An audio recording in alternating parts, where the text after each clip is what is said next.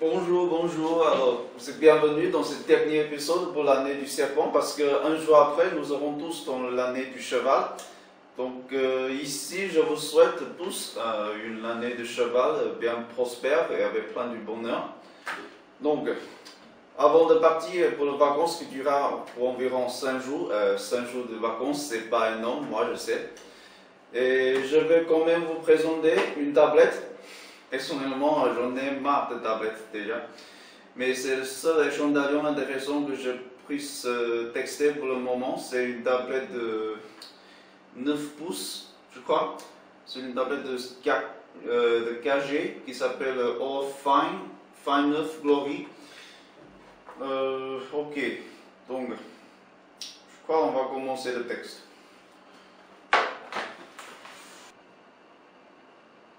Ok, tout d'abord c'est le packaging et franchement, personnellement, ça me plaît pas trop, franchement. Pour une chose, le chargeur secteur est dans une boîte séparée. Voilà, on regarde ça plus tard. Et la boîte pour la tablette, ça donne une impression d'un gros bouquin. Et franchement, c'est pas très joli. Et il n'y a pas beaucoup de protection non plus. Donc à l'intérieur on trouve la tablette et au-dessous on a la garantie. Ça c'est quand même pas mal qu'on a pris, qu'on les matériels imprimés. Voilà, au-dessous on a encore une nappe de éponge, pas très épais, donc ça craint un peu. Alors ici on a le câble micro USB, le câble OTG, en plus un écouteur, mais comme vous le savez, c'est toujours médic. Mais là on s'en fiche, on est plutôt là pour la tablette. Donc, pour l'info, le chargeur secteur c'est de la prise mal de DC, donc ça permet de charger la tablette plus rapidement que les bords de micro USB, moi je crois. Mais franchement, je crois qu'il aurait dû réduire la taille de cette chargeur là, parce que évidemment ça c'est pas nécessaire. En plus, la qualité, je dirais c'est plutôt moyen. Ok, maintenant on va regarder la tablette elle-même. Donc, tout d'abord on va étudier un peu ce qui est écrit sur ce petit film là, le truc marketing. Donc tout d'abord on a une grosse inscription de 4G LTD, ça, oui, on sait bien. Au-dessous on a 9 pouces IPS, résolution Full HD, ça c'est l'écran. Et en plus, pour le processeur, ça c'est Rockchip 3188, c'est une quad-core cadencée à 1.8 GHz. Pour la mémoire vive, ça fait 2 Go, c'est une mémoire vive de double canal DDR3. Mémoire NVMe, ça fait 32 Go. En plus, il est compatible avec le 3G WCDMA, mais par contre, on ne sait pas quelle fréquence qu'il est compatible avec. Ensuite, Bluetooth et GPS, ok. Donc, ça, c'est plein de promesses. Donc, tout d'abord, sur la face avant, ça donne l'impression de tablette de Samsung. Franchement, j'en ai un peu marre de voir ce genre de design. Et là, on a un écran de 9 pouces, un objectif frontal de 2 mégapixels et aussi un capteur de lumière. En plus, le contour, ça donne l'impression de métallique. Mais franchement, à mon avis, c'est du plastique plutôt. Alors la coque, donc c'est un truc que je kiffe bien parce que là, ça c'est quand même un peu de design et un peu original. Là, comme vous voyez, on a des reliefs, tous ces petits points ici, ça sent tellement bien quand on touche là-dessus. Et même si c'est du plastique, ça donne pas l'impression de plastique cheap pour la coque, franchement. Alors, en plus, sur la coque, on a le caméra qui est de 100 mégapixels. deux sorties de haut-parleur. En plus, on a un bouton de redémarrage qui se trouve ici, qui est tout petit, le petit trou. Alors pour les connectiques, on est assez complète. Remplacement micro-SD, prise femelle de DC et aussi le jack 3.5. Par contre, pourquoi le jack 3.5 est au-dessous? Ça, c'est pas normal. On a aussi le microphone, donc c'est une phablette qui téléphone.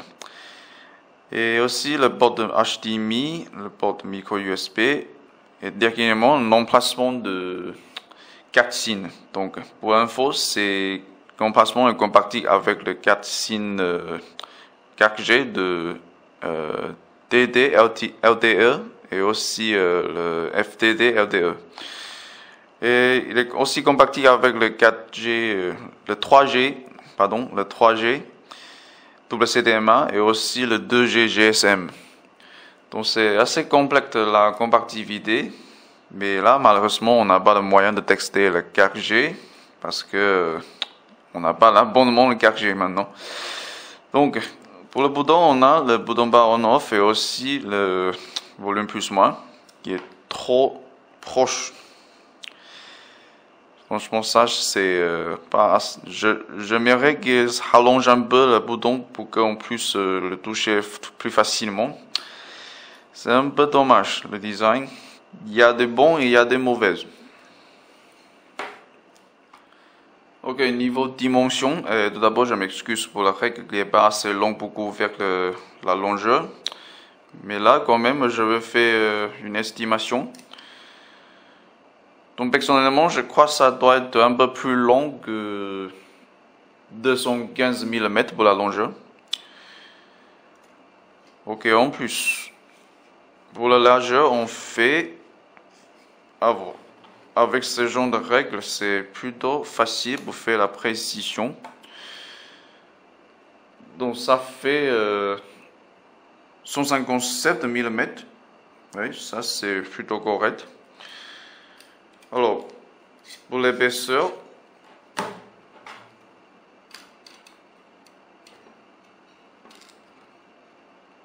là on a 11 mm à peu près.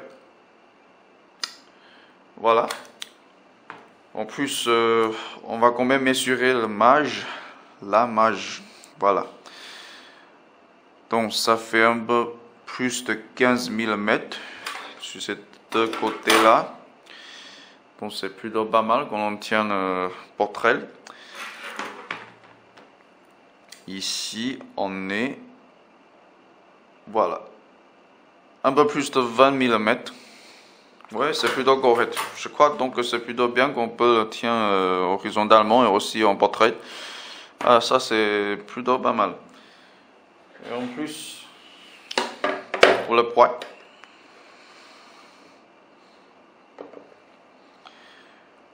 Ok, 501 grammes. Donc un peu lourd que prévu. Mais c'est pas trop gênant vu que c'est 9 pouces. En plus, la dimension n'est pas très gros.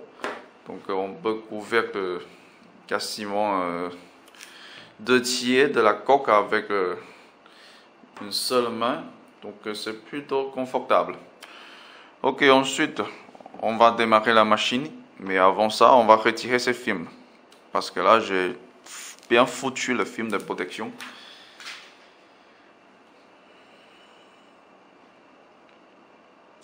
Donc, première impression de l'écran, moi je dirais c'est plutôt pas mal.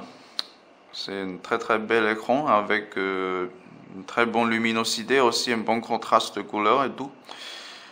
Par contre, ce que j'ai constaté, c'est que la réactivité n'est pas très satisfaisante à mon avis. Mais là, c'est une Rockchip 3188, donc c'est un peu difficile quoi. En plus, alors maintenant, on va voir quelques photos pour voir la qualité de l'image. Ok, ça c'est ce qui s'attend. C'est plutôt joli.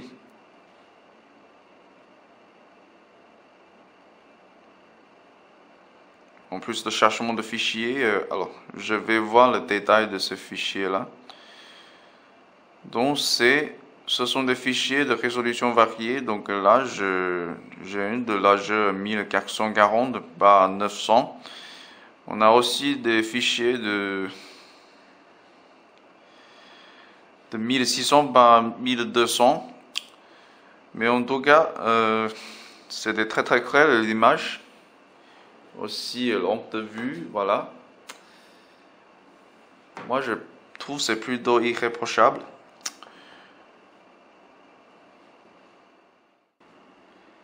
Et pour le score AnTuTu, ça fait 17 436. Donc je ne sais pas sûr si c'est un bon score pour AnTuTu X. Mais là on va sur le détail. Donc franchement, le score de multitâche ainsi que le score pour le graphique 2D et 3D ne m'impressionne guère. Franchement là c'est plutôt modeste. Donc multitâche c'est 3754. Je croyais que ça peut dépasser 4000, mais là c'est un peu difficile. Alors pour le graphique 3D, on n'a que 2700. C'est assez très modeste. Aussi pour l'entrée-sortie, le stockage, on a 1002. C'est très limité quand même.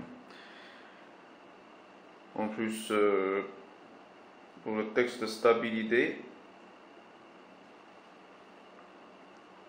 donc c'est un peu marrant parce qu'au début, on était un peu au-dessous de 60. Et ensuite, ça va rebondir jusqu'à plus de 85. Et là, pendant le reste de ce texte, ça reste au-dessous de 89. Donc c'est un peu bizarre les indices. Et pour la température de la batterie, pour quelle raison, c'est pas enregistré. Bon, un peu bizarre. Ça c'est le score pour AnTuTu. Et ensuite pour le score 3D Max, c'est vraiment une catastrophe. Donc évidemment cette tablette, le Rockchip 3188, c'est pas fait pour le gaming, peut-être. En tout cas, le score pour la Easton 720B, ça ne fait que 3061. En plus, pour le score graphique, donc c'est 2693. Score physique 5874, pardon. Tout ça c'est très modeste. Et en plus pour le 30 par seconde pendant les 3 textes, ça n'a même pas dépassé le seuil de 20. C'est un peu difficile à regarder le processus de cet texte, hein. Donc je ne vais pas vous montrer.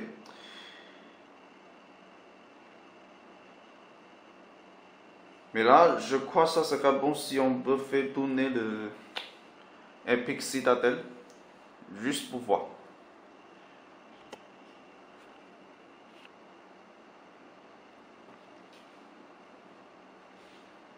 Alors, j'avais oublié d'activer le son, je crois.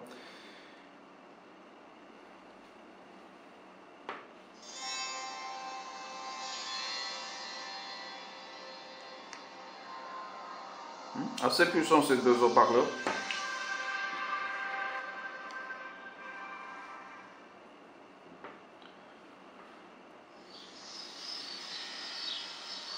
Ah là c'est évidemment ça manque de fluidité franchement. Par contre sur l'écran de Full HD avec une très bonne luminosité, moi je trouve que l'image c'est plutôt pas mal. Les lumières sont assez fortes. En plus le textile. Non, le texture, pardon. C'est plutôt pas mal. On va faire un benchmark.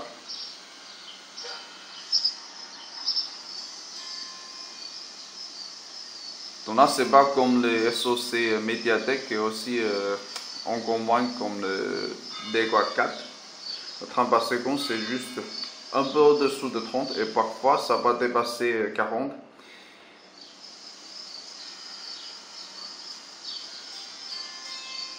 Mais en tout cas, ce que je kiffe, c'est la présentation de l'image sur l'écran.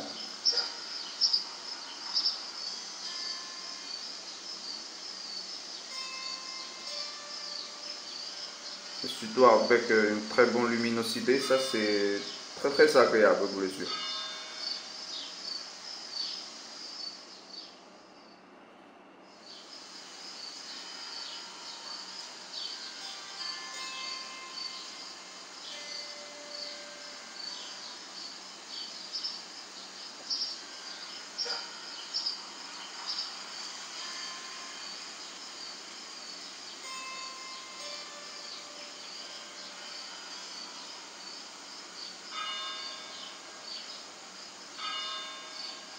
Ok, ça a commencé à ralentir un peu.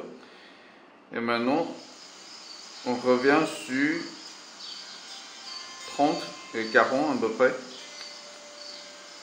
Ok, encore. Ça a ralenti.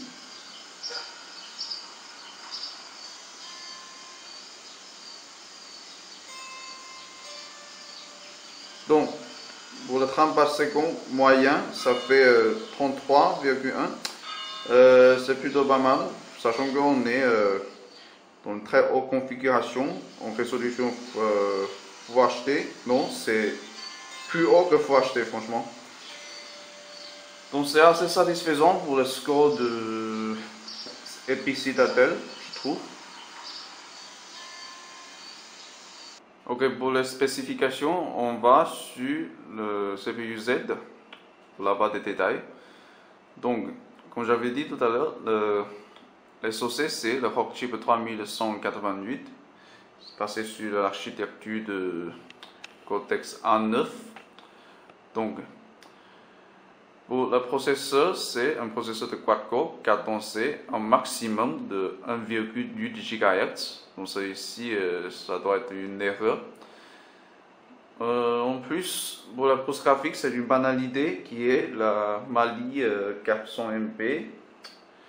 Alors ensuite, passons à le système d'exploitation. On est bien sous le Android 4.2.2. Donc ici, on a tout ce qui est de kernel et aussi la version de système d'exploitation. Et pour la résolution d'écran, ça, le chiffre affiché c'est plus grand que Full HD. Et franchement, pour une 9 pouces en Full HD, le chiffre pour la densité de pixels c'est plutôt joli. Donc ça fait 240 pixels par pouce en français. Voilà. Et pour le RAM, donc c'est 2 Go. C'est assez généreux de la part de fabricant, je crois. Et pour la mémoire interne, donc ce modèle est disponible en deux versions. Donc maintenant on est sur la version 32 Go. Il y a aussi une version de 16 Go. Donc voilà ce qui est de système. Alors la batterie, je crois la capacité ça doit être 7400 mAh à peu près. Assez grand pour 9 pouces. Alors, pour les capteurs, ici, on n'a que le capteur de gravité qui fonctionne et pour les autres, je n'ai pas l'indice. Donc pour cela, je crois qu'il vaut mieux que je tourne vers le ZEC Device pour avoir plus de détails.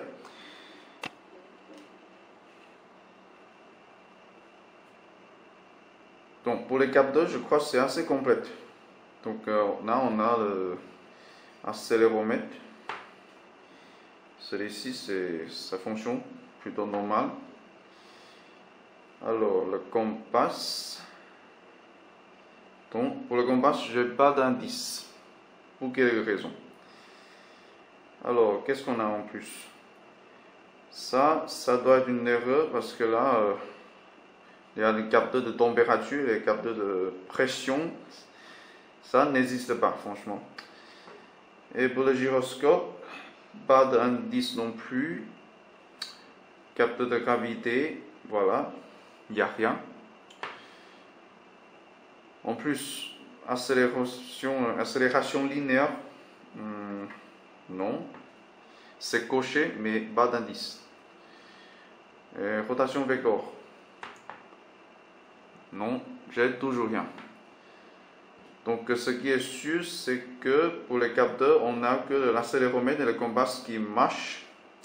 Alors, parlons de GPS. Le GPS sur le papier est compatible avec le système GPS et aussi les satellites russes GLONASS. Mais là, pendant mon texte, j'ai l'impression que ces satellites sont tous partis en congé pour le nouvel an chinois. Donc, ensuite, c'est le texte pour la lecture vidéo HD. Donc, cette fois-ci, je ne vais pas brancher mon clé USB. Parce que là, les vidéos, je n'ai pas rénové, je n'ai pas trouvé de très bons vidéos de texte. Et là, je vais directement essayer un film stocké dans la mémoire.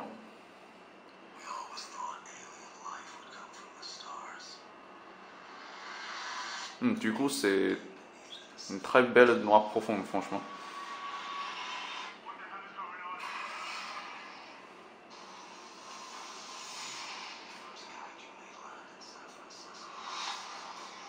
Donc jusqu'à ce point, je dirais, l'écran, c'est une très très belle promesse.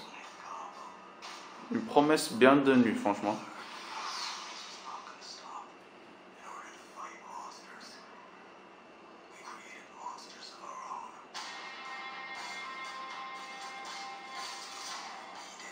En plus, cette luminosité, ces couleurs, franchement, je trouve que c'est très agréable. Mais dommage qu'il ait équipé le SoC de Rockchip. Ça, c'est un peu flop.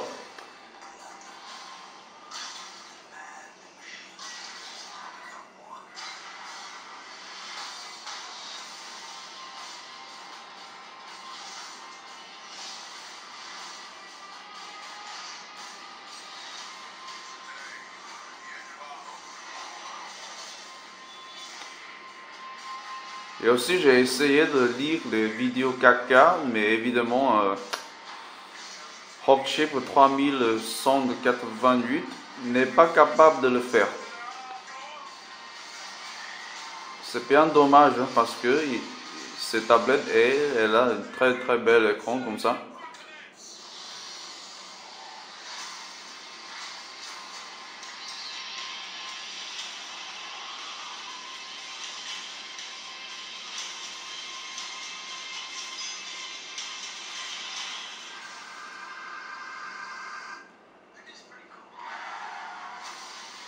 Ouais, c'est très cool. Bravo pour cet écran.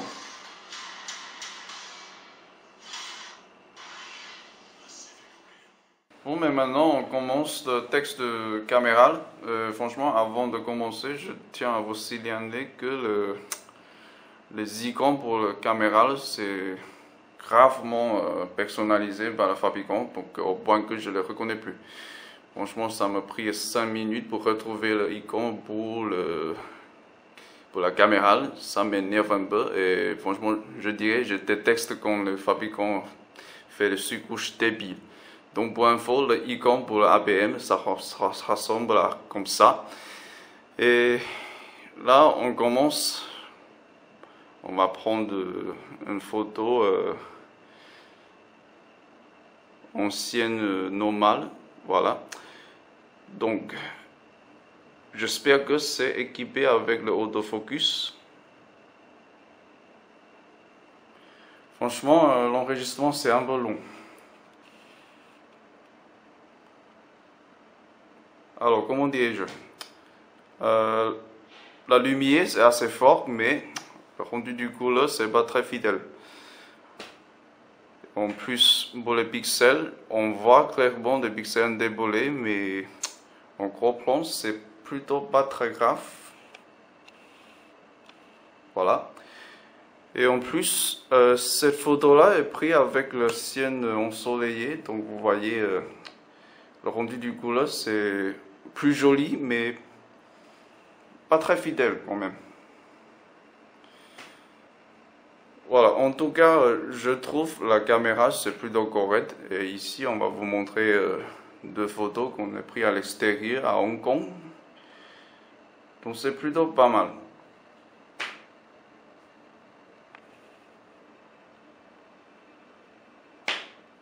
Ok, pour le text gaming, tout d'abord on va démarrer le jeu de Goose, le Riptide GT2, GB2, pardon. Alors juste pour voir la performance, et franchement, du coup, la graphique, ça c'est très belle. Alors on va faire une partie vite.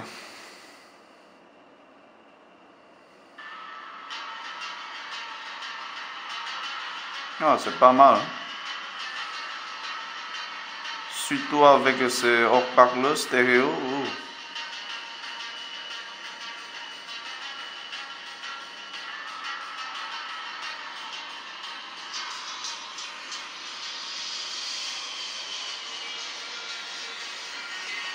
Ok, tout d'abord, le capteur de gravité, c'est pas très réactif, franchement. Mais vraiment, la graphique, c'est très belle.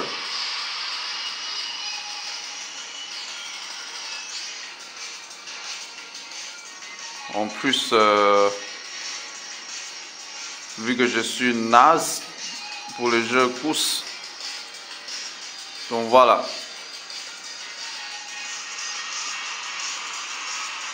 Par contre, je constatais le 30 par seconde, c'est pas très fluide, franchement. Ça manque un peu de la fluidité.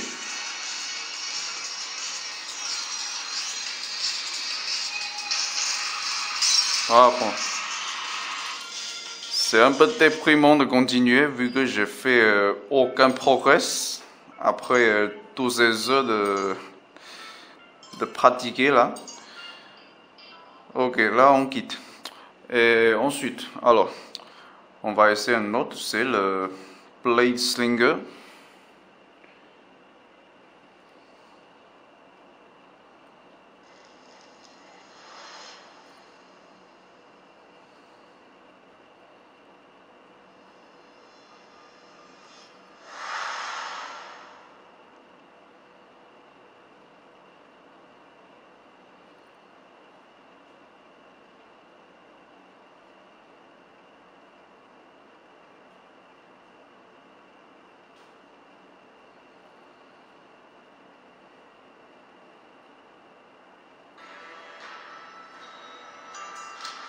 Pas mal la graphique.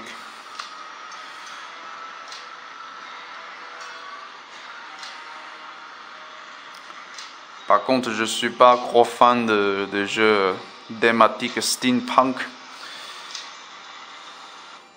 Je suis plutôt un cyberpunk.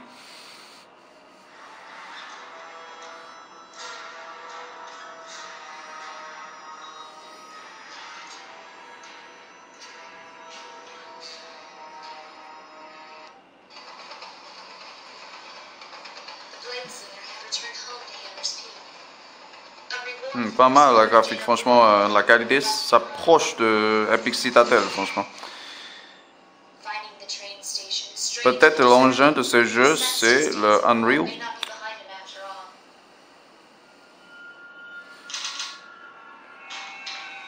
Ok, assez fluide. Et en plus, la manipulation sur cet écran, c'est plutôt pas mal.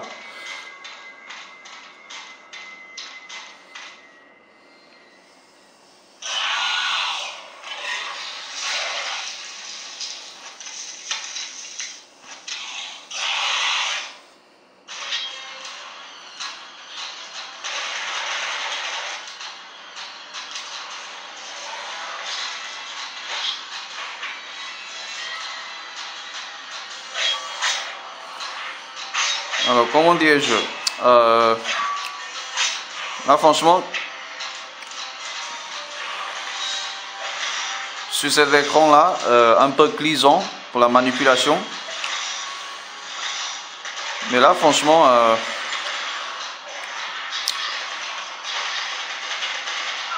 j'adore ces sensations, quoi. Alors, tu meurs. Ah, c'est vite fait, hein.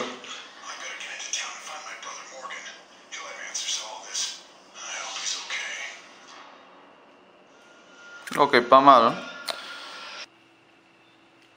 Ok, pour le texte Wi-Fi, on a changé le coin. Donc maintenant, on va suivre le Wi-Fi Analyzer pour voir la puissance du signal. Franchement, on n'est toujours pas dans le très bon coin pour la réception, donc un peu dommage. Alors, c'est quoi ce bordel? Donc, une autre fois, on est connecté sur le TD Work. Donc là, on a une puissance de un peu moins de moins 70. C'est plutôt faible. On est en jaune. Donc, on va essayer de charger la bâche web. Mais d'abord, on va vider la cache.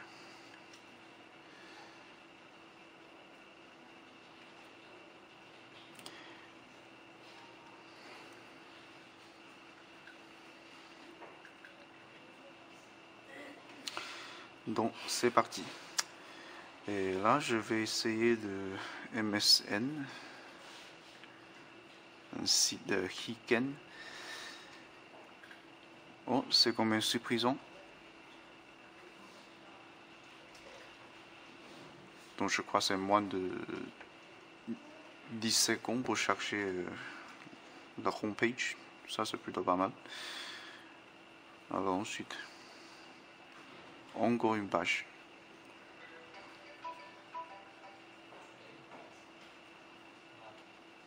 Alors c'est ici après un peu long pour chercher. Alors, disons qu'avec un écran tellement nickel, je trouve que c'est vraiment très bon pour le surfing, ces tablettes là. Par contre, le chargement de page web, ça manque un peu la fluidité. Ok, pour l'autonomie, moi je dirais, pendant la veille, c'était plutôt une très basse consommation, c'est quasiment un zéro consommation. Donc là, c'est pendant cette période, quand je dors pendant la nuit, quand l'autre fois, j'avais laissé allumer la Wi-Fi. Donc la consommation, c'est quasiment, le groupe, c'est plat, complètement plat. Ok, donc aussi pendant notre texte là, ça c'est déjà plutôt rapidement. C'est normal. Donc en plus, aussi c'est comme sur Z-Device et aussi sur les CPU Z, la température de la batterie, pour quelque raison, n'est pas enregistrée. Ok, pour le voltage, donc je trouve c'est plutôt correct. Là, pendant la nuit, ça c'est stable.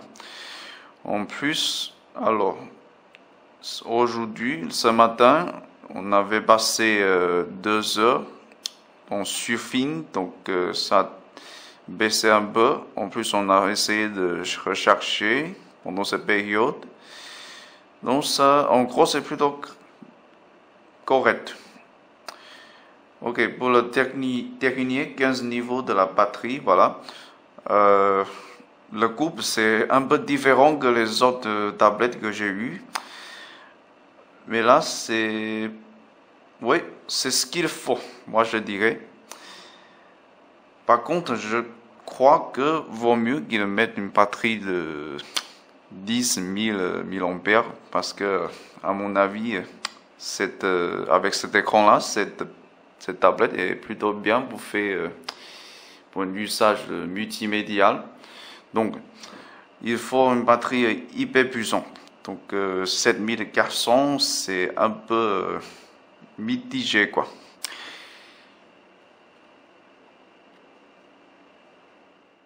Ok, après toutes ces sections de texte, maintenant c'est le moment pour dire le verdict, mon avis perso sur cette tablette. Donc personnellement, je trouve plutôt génial pour son écran et je crois que c'est plutôt bien. pour le usage multimédia. Alors, faut pas que je monte la photo de mes collègues là. Voilà. Et pour l'écran, donc c'est une pouce verte. Par contre, ces sous-couches là, c'est vraiment pas très esthétique, non. Et c'est pas très on n'arrive pas à reconnaître les icônes. Franchement, ça c'est une pouce rouge déjà. Et en plus, alors, qu'est-ce que j'aime pas trop? Franchement, pour la graphique 3D, la performance est plutôt décevante. Ça, c'est un pouce rouge. En plus, le score Antutu, c'est un peu mitigé. Alors, donc, en tout cas, je suis plutôt content de voir un très bel écran. Et c'est bien dommage qu'on n'a pas de moyen de texter le 4G.